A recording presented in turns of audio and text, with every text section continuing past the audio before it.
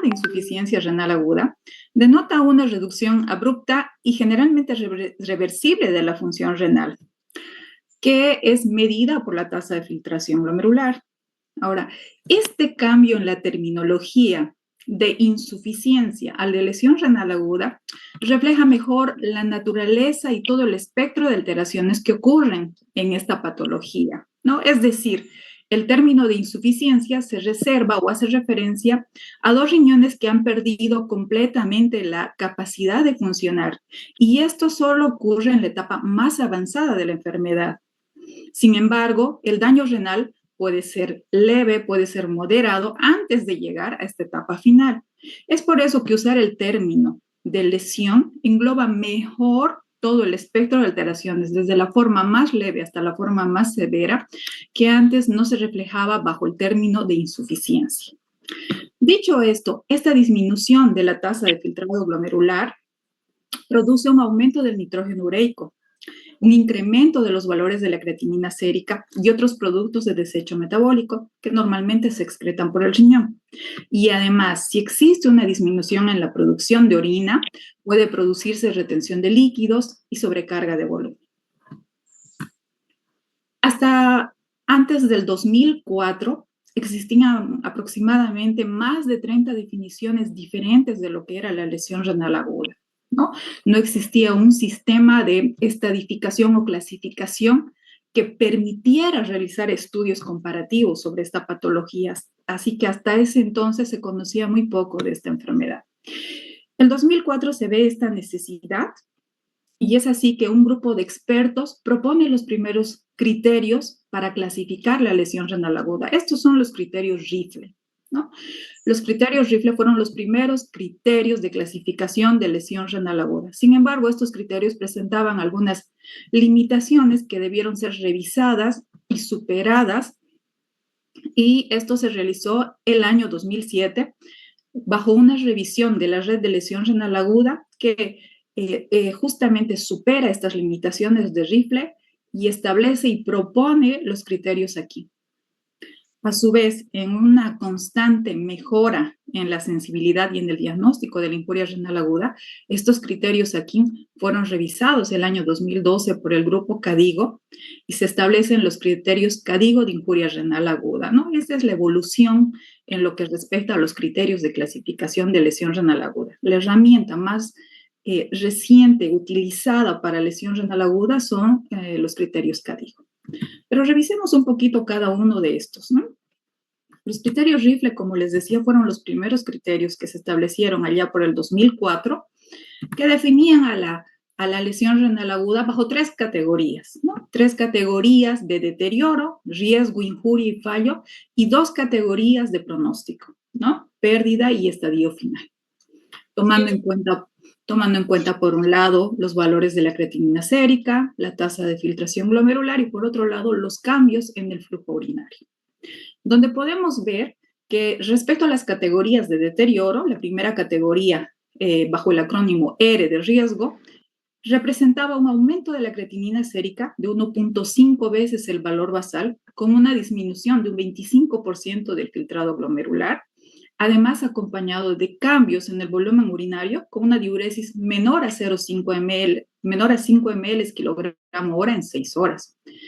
La etapa 2 o la categoría 2 de deterioro de Rifle, la injuria, representaba un incremento de la creatinina sérica 2 veces el valor basal, una disminución de la tasa de filtrado glomerular mayor al 50% y cambios en el volumen urinario con una diuresis también menor a 5 ml kilogramo hora, pero ya por 12 horas.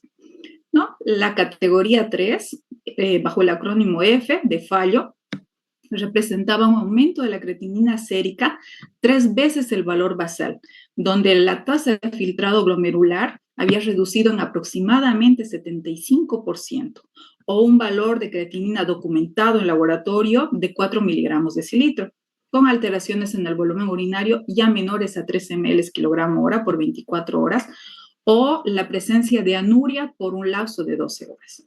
¿No? Y las últimas dos categorías de pronóstico hacían referencia a pérdida respecto a pacientes que persistían con el daño renal por un tiempo mayor a 4 semanas, y la etapa final a pacientes que requerían terapia de reemplazo renal en un tiempo prolongado mayor a los 3 meses, considerándose los pacientes con enfermedad renal en estadio terminal. Sin embargo, estos criterios, como les mencionaba, tenían ciertas limitaciones. ¿Cuáles eran estas principales limitaciones? Primero, que Rifle proponía un sistema de clasificación, pero no no proponía una definición universal de lo que era la patología. Otra limitación importante de Rifle es que no denotaba exactamente la recomendación de en qué estadio se debería iniciar la terapia de reemplazo renal. Entonces, estas limitaciones fueron revisadas en 2007 por la Red de Lesión Renal Aguda, un grupo de expertos conformado por nefrólogos, terapistas, hemodinamistas, que justamente proponen una definición universal para lo que es la patología, ¿no? AKIN, por su acrónimo en inglés, propone como definición universal de lesión renal aguda todo incremento de creatinina sérica de valores mayores o iguales a 0,3 miligramos decilitro dentro de las 48 horas o incrementos mayores a 1,5 veces la línea base que se sabe o se presume ocurrió dentro de los 7 días anteriores, o cambios en el volumen urinario menores a 0,5 ml kilogramo hora durante 6 horas. Entonces, esta es la primera definición y la cual se mantiene vigente hasta ahora sobre lo que es realmente lesión renal aguda. Además, a quien revisa la clasificación de KDIGO, y lo primero que propone es eliminar las dos categorías de pronóstico y mantener las 3 categorías de deterioro, ¿no? Aquí están las 3 categorías de deterioro. Tomando en cuenta, para clasificar a los pacientes, los valores de creatinina sérica o los cambios en el volumen urinario, eliminando los porcentajes de filtrado glomerular. Entonces, tenemos que la etapa 1 de aquí representa a pacientes con incrementos de creatinina sérica de valores tan pequeños de 0,3 miligramos decilitro hasta 2 veces el valor basal, o cambios en el volumen urinario menores a 0,5 ml kilogramo hora por 6 horas. La etapa 2 de aquí representa aquellos pacientes con incrementos de creatinina sérica de 2 a 3 veces el valor basal, ¿no? O disminución del volumen urinario menor a 0,5 ml kilogramo hora por hasta 12 horas. Y la etapa 3 de aquí representa a los pacientes con incrementos de creatinina sérica de 3 veces el valor basal o pacientes con una creatinina documentada de 4 miligramos decilitro en laboratorio y cambios en el volumen urinario, pero ya menores a 0,3 ml kilogramo hora por 24 horas o anuria por 12 horas. Miren que aquí ya propone que todos los pacientes que clasifican en su etapa 3, es decir, incrementos de la creatinina sérica basal mayor a 3 veces, ya son candidatos a la necesidad de inicio de terapia de reemplazo renal, ¿no? Entonces, ya aquí propone que los pacientes en etapa 3 deberían iniciar terapia de reemplazo renal. A su vez, el año 2012, estos criterios fueron también revisados por el grupo KDIGO, con el objetivo de mejorar aún más la sensibilidad y incorporar una población que no se había tomado en cuenta, que eran los pacientes menores de 18 años. Entonces, KDIGO mantiene la misma definición que aquí sobre lesión renal aguda, mantiene las 3 categorías de deterioro con los mismos valores, pero toma en cuenta a la población menor de 18 años, considerando a todo paciente menor de 18 años como una disminución de la tasa de filtrado glomerular por debajo de 35 ml minuto, como una etapa 3 o estadio 3 de KDIGO. Que además sería candidato, al igual que todos los pacientes en etapa 3 de KDIGO, a iniciar terapia de reemplazo renal. Actualmente, los criterios más utilizados son los criterios KDIGO de lesión renal aguda. Esta es una tabla que nos resume básicamente los 3 criterios de clasificación, donde tenemos el primer los primeros criterios que fueron los criterios Rifle. La primera modificación que se propuso fue eliminar las dos categorías de pronóstico, eliminar la consideración de los valores de la tasa de filtrado glomerular, pero sí mantener las tres categorías de deterioro, proponer una definición universal, que es lo que hizo el grupo de Akin, y mejorar la sensibilidad en cuanto al diagnóstico, como lo hace CADIGO, incorporar a la población menor de 18 años y además definir como la etapa 3 la más probable inicio o requerimiento de terapia de reemplazo renal. A partir de estos criterios estandarizados, de esta definición universal, se han publicado un sinfín de estudios y se conoce mucho mejor esta patología. Bueno, la lesión renal aguda se observa comúnmente en pacientes hospitalizados. De hecho, en Estados Unidos representa el 1% de todos los ingresos hospitalarios, indistintamente de cuál sea el diagnóstico. Tiene una tasa de incidencia de hasta un 67% en los pacientes que ingresan a la unidad de cuidados intensivos. Y esta cifra supera el 80% en pacientes con diagnóstico de shock séptico. Entonces, por lo tanto, la lesión renal aguda contribuye de manera importante a prolongar la estancia hospitalaria y aumentar la morbimortalidad de los pacientes. Clásicamente, todos conocemos la clasificación de la etiología en lesión renal aguda de tipo prerrenal, la lesión renal aguda de tipo renal o intrínseca, y por último, la lesión renal aguda de tipo posrenal o obstructiva. Veamos cada una de ellas. Bueno, la lesión renal aguda está representada en un 65% por la forma prerrenal, que es la forma más común de presentación, y se debe básicamente a una depresión de volumen. Todo lo que condicione una disminución en el flujo sanguíneo renal se considerará una lesión renal aguda de tipo prerrenal. Entre las principales causas tenemos la hipovolemia, la falla de bomba, pérdidas como los vómitos, todo lo que condiciona una disminución del volumen intravascular. En la lesión renal aguda de tipo intrínseca, que representa el 30% de todo el porcentaje de la lesión renal aguda, bueno, hace referencia justamente a patologías que afectan ya sea a nivel glomerular, a nivel tubular o vascular, precisamente al parénquima renal. Y la tercera forma de presentación, la lesión renal aguda de tipo posrenal, hace referencia a cualquier tipo de obstrucción en cualquier nivel, desde los cálices, pelvis, uréter, todo lo que genere una obstrucción desencadenará una lesión renal aguda de tipo posrenal.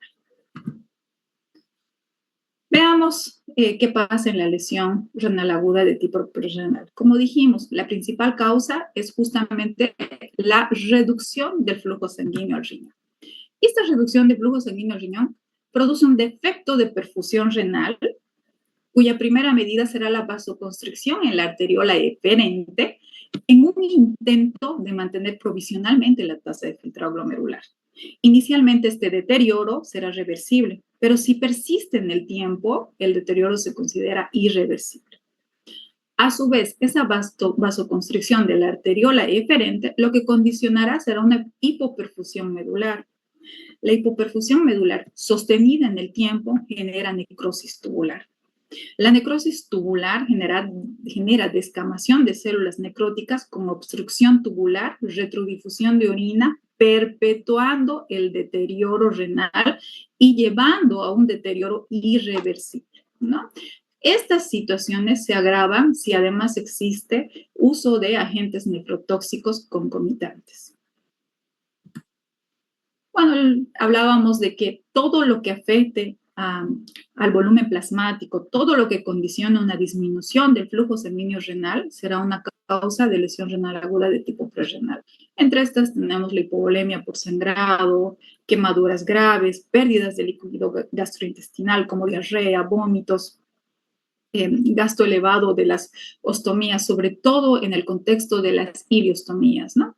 Las fallas de bomba cardíaca, hipotensión por disminución del gasto cardíaco, shock cardiogénico, que desencadenan una disminución del flujo sanguíneo renal. hipotensión por vasodilatación sistémica. Inicialmente el shock séptico, el shock anafiláctico, tornan una situación de disminución del flujo sanguíneo renal, producen una lesión renal aguda de tipo prerrenal, pero que si esta condición persiste en el tiempo ya se considera una lesión de tipo renal o intrarrenal, ¿no? También se ve en los pacientes hepatópatas con grandes volúmenes en los terceros espacios o algunos medicamentos que producen cambios en la vasculatura renal como los AINES. Respecto a la lesión renal aguda de tipo intrínseca, les mencionaba que toda lesión renal aguda de tipo prerrenal que persiste en el tiempo y no se corrige desencadenará una isquemia renal. La isquemia renal genera cambios glomerulares como la contracción mesangial, vasoconstricción, congestión medular, cuyo camino final de todos estos cambios es la disminución de la tasa de filtrado glomerular. También un daño importante en la isquemia renal, sobre todo en la necrosis tubular aguda, es el daño tubular, ¿no? Donde las células necróticas de la luz tubular, la descamación de estas células producirá una obstrucción tubular, una retrodifusión de la orina con la consiguiente disminución de la tasa de filtrado glomerular, elevación de los valores de creatinina, nitrógeno ureico, disminución del volumen urinario y todas las complicaciones que se presentan en el curso de la lesión renal. Entonces, los principales exponentes de esta forma de lesión renal aguda son la necrosis tubular aguda, que es una lesión renal de tipo prerrenal sostenida o prolongada en el tiempo que lleva a una isquemia, ¿no? También se ha asociado a algunos fármacos como los aminoglucósidos, los AINES. Otra forma de presentación son las nefritis intersticiales agudas, sobre todo desencadenada por los AINES, donde el daño es directamente en el parénquima renal. También las glomerulonefritis representan una forma de lesión renal aguda de tipo renal o intrínseca, ya que afectan directamente a la región glomerular o vascular del riñón.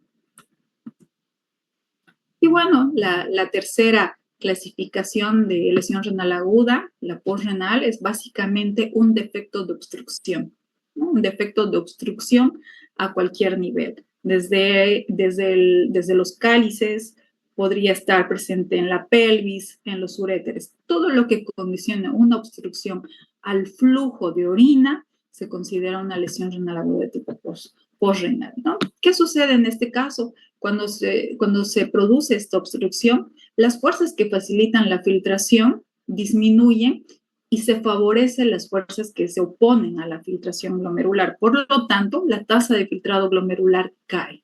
Se disminuye la producción de la orina y se elevan los productos nitrogenados de desecho.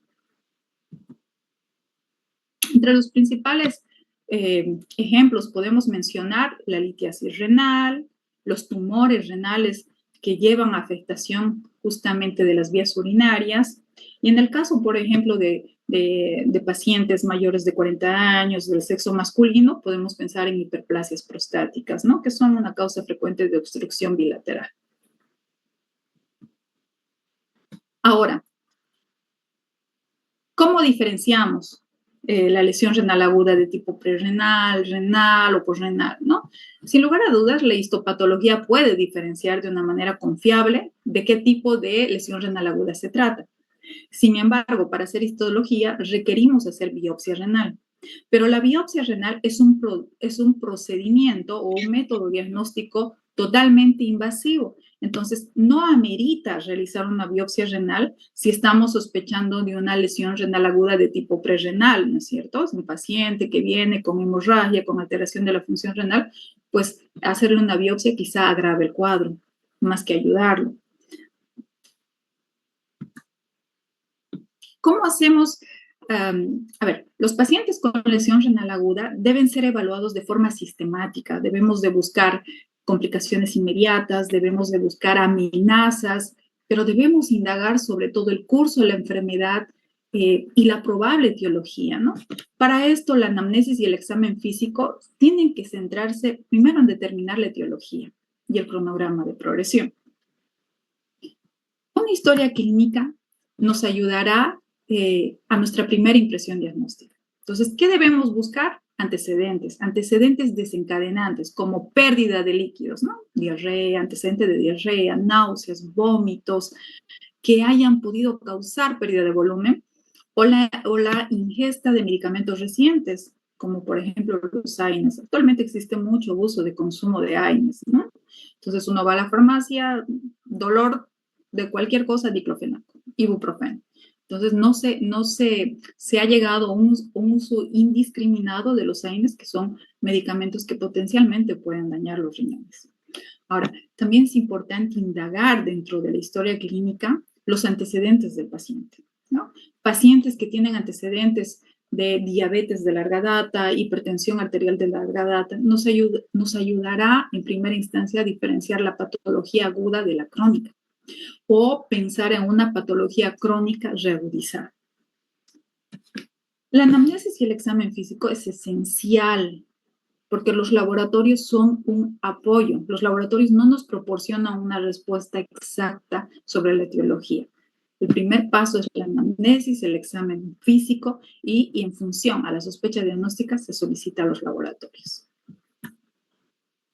Ahora, el historial de orina es importante. Recordemos que la lesión renal aguda puede ser oligúrica o no oligúrica, ¿no? Definitivamente la lesión renal aguda que se presenta con oliguria o anuria tiene peor pronóstico y son pacientes candidatos de inicio de terapia de reemplazo renal de forma más rápida que los pacientes no oligúricos. Perdón. Por lo tanto, el historial de orina es muy importante, porque una anuria repentina puede sugerirnos obstrucción aguda del tracto urinario, pero es raro pensar en una obstrucción total por litiasis, es decir, la litiasis bilateral es rara. Lo que se debe pensar en estos casos es más en una glomerulonefritis aguda, rápida, progresiva, o en un bloqueo vascular por trombosis. La poliuria también nos puede sugerir un defecto de concentración, como en las nefritis intersticiales agudas por el uso de AINES, o se pueden presentar en el curso de una nefropatía postobstructiva, ¿no? Pacientes prostáticos que vienen con retención urinaria, son sometidos a un sondaje y una respuesta posterior que ellos desencadenan es una poliuria postobstructiva. El examen físico nos aportará datos sumamente importantes para encaminar nuestra sospecha diagnóstica. Si buscamos datos como por ejemplo, lesiones características de la piel, la erupción en alas de mariposa, la libedos reticulares, lesiones de púrpura, nos ayudarán a pensar enfermedades de tipo vasculitis, ¿no? Entonces, la disminución en la turgencia de la piel nos hará pensar en una situación de tipo prerrenal. La ictericia en un paciente nos hará pensar en una enfermedad hepática crónica. Los antecedentes de diabetes mellitus con retinopatía diabética nos harán sospechar de una patología crónica, más no de una patología aguda o de una reagudización de esta patología crónica.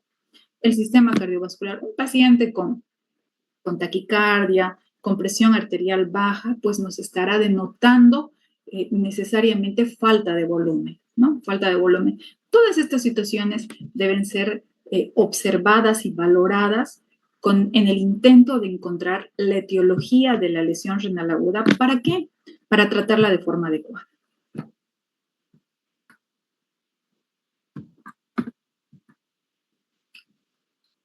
Entonces, la evaluación de la lesión renal aguda debe incluir una búsqueda exhaustiva de todas las posibles etiologías, incluidas las enfermedades prerrenales, intrarrenales y posrenales. Esto es un poco más sencillo en pacientes hospitalizados. Cuando nosotros recibimos una solicitud de valoración de un paciente que ha presentado alteración de la función renal, pues conocer el momento en el que se eleva la creatinina nos ayuda a buscar episodios desencadenantes. ¿Dónde buscamos episodios desencadenantes? 24 horas antes, 48 horas antes. Entonces, el paciente que esté internado, que presenta una elevación de la creatinina, ha tenido que tener algún factor desencadenante o agravante para que presente esta alteración de la función renal. Investigamos agentes nefrotóxicos, investigamos si el paciente tuvo algún episodio de sangrado, un paciente cardiópata que sufrió una descompensación con falla de bomba importante, pacientes que fueron sometidos a estudios contrastados en una valoración previa que nos puedan ayudar a entender el porqué de esta alteración renal, ¿no? Entonces, todos los pacientes que cursan con lesión renal aguda deben ser evaluados de forma integral, se requiere un panel metabólico completo, se deben analizar electrolitos, se deben analizar gases arteriales, los electrolitos se deben investigar en orina, así como en plasma, todo con el afán justamente de ver qué complicaciones podrían estar presentando derivadas de esta alteración renal. No nos olvidemos que las funciones del riñón son básicamente mantener el medio interno, ¿no? Un balance hídrico, balance electrolítico, balance ácido-base. Entonces, estas tres serán las principales alteraciones ante una falla renal, ya sea leve o mayor aún en una etapa grave, ¿no? La ecografía es útil si sospechamos de una patología obstructiva, ya que lo que nos vaya a aportar en una patología prerrenal, bueno, no, básicamente nos mostrará simplemente una estructura anatómica normal. No, las tomografías son útiles cuando pensamos en nefrolitiasis, y algo que es muy importante para nosotros es el estudio del sedimento urinario, ¿no? El estudio del sedimento urinario es prácticamente una biopsia líquida para nosotros que nos permite ver qué podría estar sucediendo con la función renal. Por ejemplo, el hallazgo de una hematuria de cilindros hemáticos nos ayudará a considerar y pensar que es una patología, una lesión renal aguda de tipo intrínseca derivada de una glomerulonefritis y ya no de un contexto prerrenal. Entonces, como ven, el estudio de un paciente con lesión renal aguda es de forma integral, pero siempre basado en sus antecedentes, en el examen físico que nosotros realicemos a cada paciente. Y aunque la creatinina es la química sérica más utilizada actualmente para evaluar la lesión renal aguda, también existen otros biomarcadores que pueden ser mucho más sensibles que la creatinina, anteceden al ascenso de la creatinina, como son el Enegal, la KIM-1, la cistatina C. Sin embargo, este tipo de biomarcadores son de costo alto y muchas veces no están disponibles en nuestro medio. Entonces, es por eso que seguimos utilizando los valores de creatinina sérica, pese a las limitaciones que esta tiene en cuanto a la masa muscular, al sexo, a la edad, etcétera, porque la creatinina sérica es una prueba de rutina, es una prueba fácil de hacer, se puede hacer desde un hospital de primer nivel hasta uno de tercer, incluso criterios de clasificación siguen manteniendo como parámetro de clasificación los valores de creatinina sérica. Como les mencionaba, la biopsia de riñón es una herramienta excelente, excelente, pero al ser un método invasivo, se reserva para casos específicos. Por ejemplo, lesión renal aguda de tipo intrarrenal con alta sospecha de glomerulonefritis. En este caso, la biopsia no solamente nos aporta un diagnóstico, sino nos aporta el pronóstico del paciente y nos encamina el tratamiento. Entonces, es una herramienta muy útil, pero que se reserva para casos específicos.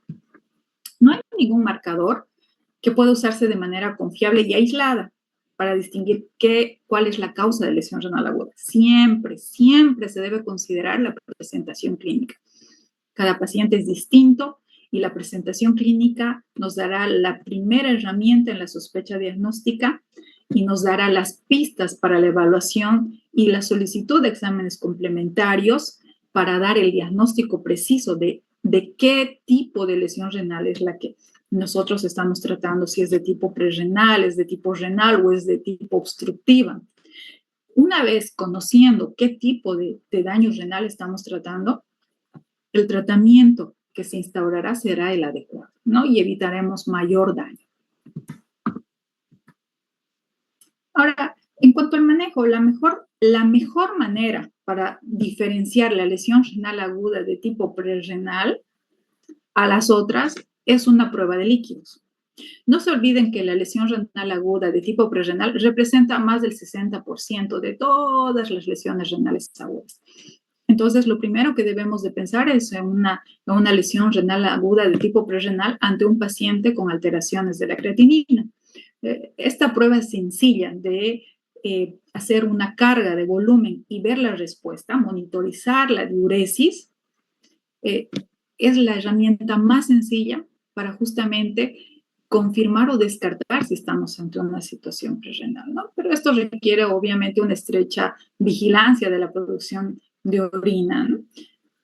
Esta medida no se puede hacer en todos los pacientes. Si nosotros nos encontramos en un paciente en la emergencia que viene con franca sobrecarga de líquidos, con alteración de la creatinina, pues definitivamente descartaremos una situación prerrenal. Y de hecho, estos pacientes está contraindicado, ¿no? Hacerles volumen. Entonces tenemos que analizar cada caso. Ahora, es importante en el manejo de un paciente ya con lesión renal aguda, evitar mayor daño. Porque recordemos que no existe un tratamiento específico para la lesión renal aguda, no existe un medicamento que me venga a curar la lesión renal aguda. Las medidas son para evitar, revertir el cuadro, retirar los factores desencadenantes, evitar mayor daño y si se presentan complicaciones, el tratamiento de las complicaciones vendría a ser la diálisis o la terapia de reemplazo renal. Es por eso que es tan importante hacer la prevención, ¿no? Entonces, ¿cómo hacemos la prevención en el manejo de la lesión renal aguda para evitar mayor daño? Pues evitar los agentes nefrotóxicos. El paciente con alteración de la creatinina no será candidato a recibir agentes nefrotóxicos, por ejemplo, AINES, ¿no? Paciente presenta fiebre, lo primero que usamos es metamizol. Pero tenemos opciones, podemos usar paracetamol. Entonces, muchos otros medicamentos como los aminoglucósidos, los medios de contraste, deberían evitarse en estos pacientes. Ahora, si el paciente, por ejemplo, presenta cultivos positivos solamente para sensible a aminoglucósidos, en este caso lo que se debe hacer es ajustar la dosis del antibiótico a la función renal que se tiene. En los pacientes que cursan con alteraciones del volumen urinario o disminución del volumen urinario, se debe tener un control estricto de la ingesta de potasio y fósforo en la dieta. No se olviden que la principal vía de eliminación del potasio es la orina, ¿no? Si se altera el volumen urinario, estos pacientes desencadenarán cuadros de hiperpotasemia, que de hecho es una de las principales causas de que estos pacientes lleguen a requerir diálisis. En el caso de que se presenten estas complicaciones como la hiperpotasemia o la sobrecarga de volumen, que son las principales complicaciones que se presentan en el curso de la lesión renal aguda, primero se deberá instaurar una medida farmacológica, ¿no? En este caso podemos usar agentes como los diuréticos, depletores de potasio como la furosemida, podemos usar soluciones de insulina más dextrosa, las soluciones polarizantes, podemos usar estabilizadores de membrana como el gluconato de calcio. Si esta hiperpotasemia no se corrige, es refractaria a tratamiento farmacológico, pues se considera una indicación absoluta de inicio de diálisis en pacientes agudos. Lo mismo sucede con pacientes con sobrecarga de volumen, ¿no? Pacientes que ingresan a la UCI con cuadros sépticos, que necesitan una reanimación enérica de líquidos, que desarrollan grandes acumulaciones de volumen hídrico, que los lleva incluso a un edema agudo de pulmón. Entonces, estos pacientes también deben ser estimulados en un inicio con diuréticos y valorar la respuesta. Si los pacientes no responden a esta ayuda de diuréticos, definitivamente es una indicación absoluta de inicio de terapia de reemplazo renal, diálisis, en su modalidad hemodiálisis o diálisis peritoneal. Ahora, la pregunta del millón. ¿Cuándo iniciamos la terapia de reemplazo renal en pacientes con lesión renal aguda?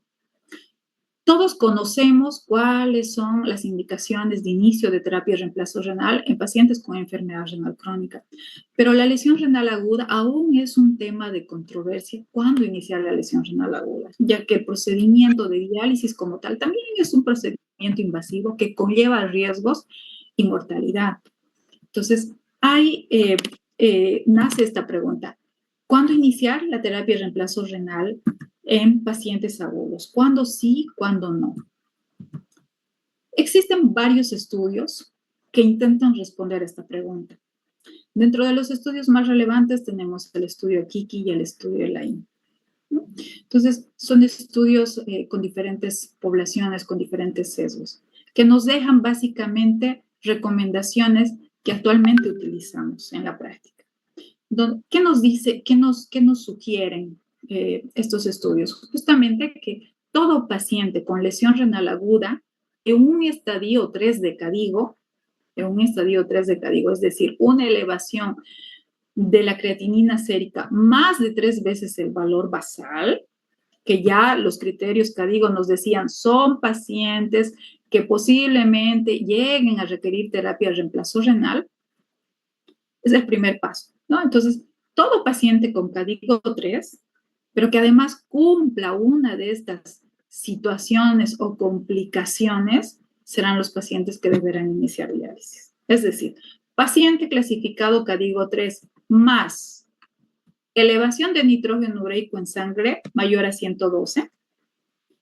Si la concentración sérica de potasio es persistentemente alta, refractaria a tratamiento médico, si existe una acidosis metabólica refractaria al tratamiento, si existe un edema agudo pulmonar refractario al uso de diuréticos, que no responde a los diuréticos, en pacientes con sobrecarga de volumen que lleguen a requerir más de 5 litros de oxígeno para mantener una saturación de oxígeno estable o razonable, o en pacientes intubados que requieran una FiO2 superior al 50% en el contexto de la sobrecarga hídrica y que tengan poca respuesta de diuréticos, o la persistencia de anuria o oliguria durante más de 72 horas.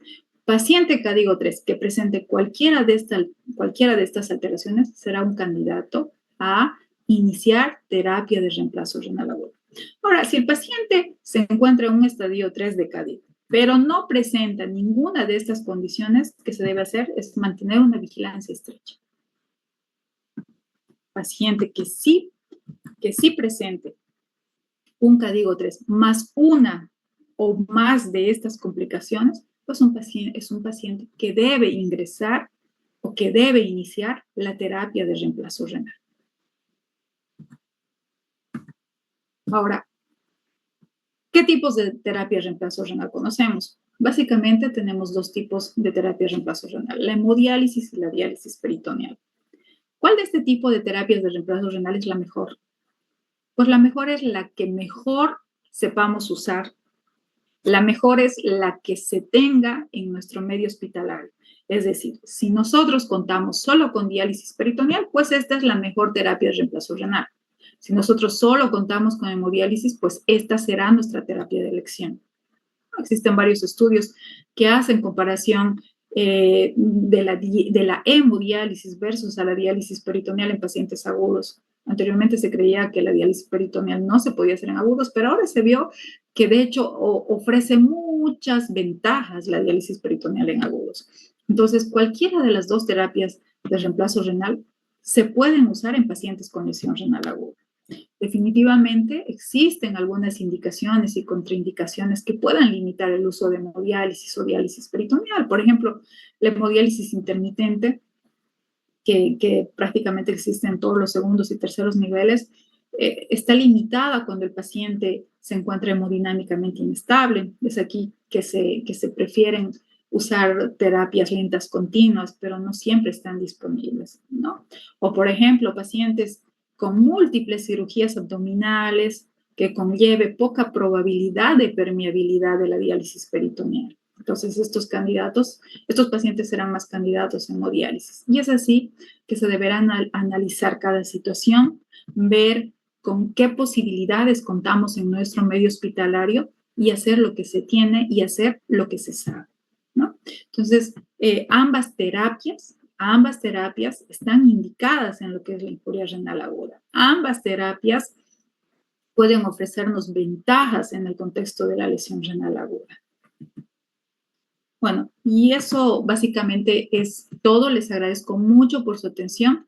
Es importante reconocer que la lesión renal aguda, si persiste en el tiempo, deja de ser reversible, deja secuelas. De hecho, hoy se conoce que varios episodios de lesión renal aguda en un futuro condicionan la presencia o el desarrollo de la enfermedad renal crónica, ¿no? Enfermedad renal crónica que puede desencadenar una enfermedad renal crónica terminal y llegar a la etapa de diálisis permanente. Es importante actuar en la primera etapa de lesión renal aguda. Vimos que cambios tan pequeños de creatinina sérica de apenas 0,3, que muchas veces no lo tomamos en cuenta, ya nos están clasificando a un paciente con lesión renal aguda en etapa 1, que si se toman las medidas adecuadas, este paciente no progresará a la etapa más severa. Los pacientes en etapa 3 y más aún los pacientes que llegan a requerir terapia de reemplazo renal tienen una mayor mortalidad, mayor complicación, derivadas de la misma enfermedad, así como también derivadas del mismo tratamiento, porque no se olviden que un paciente agudo, para poder realizar la terapia de reemplazo renal de hemodiálisis, debemos instaurar catéter venoso central. Entonces, esto implica riesgos. Someterlo a una cirugía para la implantación de un catéter peritoneal también implica riesgos. Es por eso tan importante la prevención de la lesión renal aguda. Si tenemos pacientes que sabemos que tienen condicionantes para desarrollar lesión renal aguda, se deberá evitar mayor daño. Por ejemplo, un paciente que ingresa a nuestro centro hospitalario deshidratado, pues no será un paciente candidato a usar AINES, ¿verdad? Entonces, teniendo este tipo de consideraciones de realizar un adecuado manejo en la injuria renal aguda, prevenir mayor daño, porque ese es el pilar fundamental, prevenir mayor daño, ya que no existe un tratamiento específico, ya que la diálisis en su modalidad de hemodiálisis o diálisis peritoneal simplemente es tratamiento de las complicaciones. Entonces, ahí justamente nace la necesidad de que todo el personal de salud se involucre y conozca un poco más de lo que es esta patología. Bueno, con eso he terminado. Les agradezco muchísimo su atención. Los invito al diplomado para que puedan conocer este tema y muchos más de relevancia, ¿no? Gracias.